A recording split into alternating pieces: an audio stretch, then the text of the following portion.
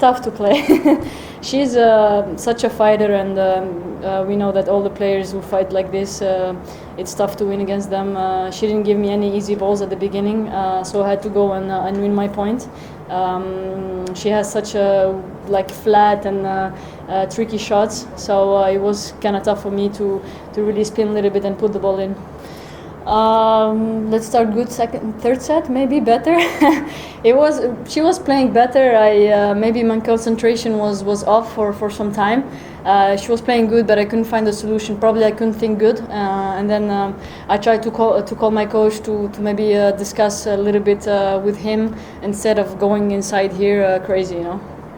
Ons, can you talk about, were they blisters or what was going on? Yeah, blisters. I think I was sliding a lot, and it wasn't really hot, but you know, when I kind of like this weather, usually I get blisters. Next time I really should save them before the match, because I really hate to call the physios in the middle of the match. Some players would think that I do it on purpose, but I really did not. Can you talk about bringing on Assam as coach? What's your reasoning behind it? What's your vision for that? Well, so many people don't know that my son has been with me since 3 or 4 years already, so he's been helping me a lot. He was with me during actually Australian Open, sending me tactics every day and telling me how to play and everything. So I think it's not new. We're just continuing the work we've been doing a long time. Plus, I want to mention also Othman Garma, who's a Moroccan and who lives in the US, but I'm gonna have both coaching me during the year. There's a new, the WTA debuted the rule today where you can actually speak to your coach when he's in the stand. Yeah. Did you use it at all? Did you remember that you could do that? Yeah, it wasn't me. He was talking during before the match. I told him, do not use some words because sometimes they drive me crazy. So think twice before saying anything on the court.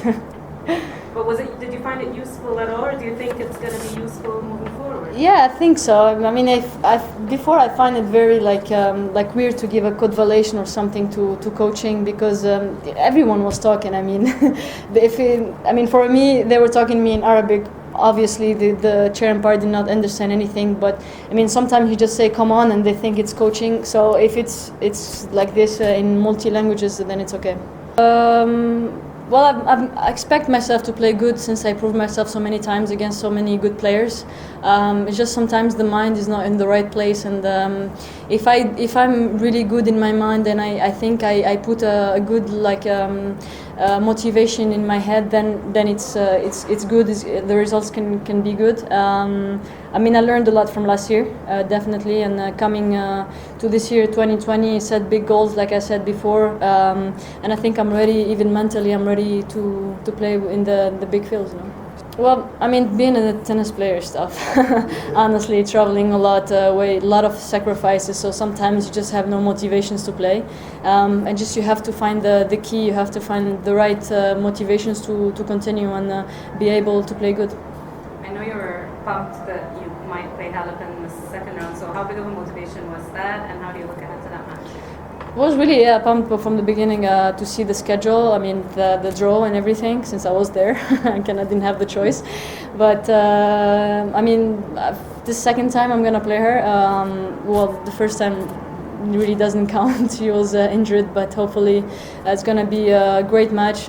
She's a great inspiration for many players, and I'm lucky enough to play her, and hopefully now I'm setting up new mentality for myself, and hopefully I go for the win.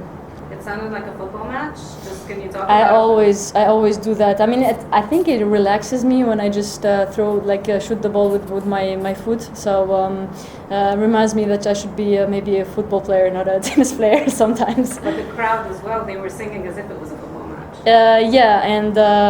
Sometimes it bothered me because they didn't really know the rules. They clap on the double fault. So I hope Alison is not really pissed about that. I apologize at the end. I had to, but I mean, Tunisians crowd, they're known for football. They think they were in Russia back in the World Cup.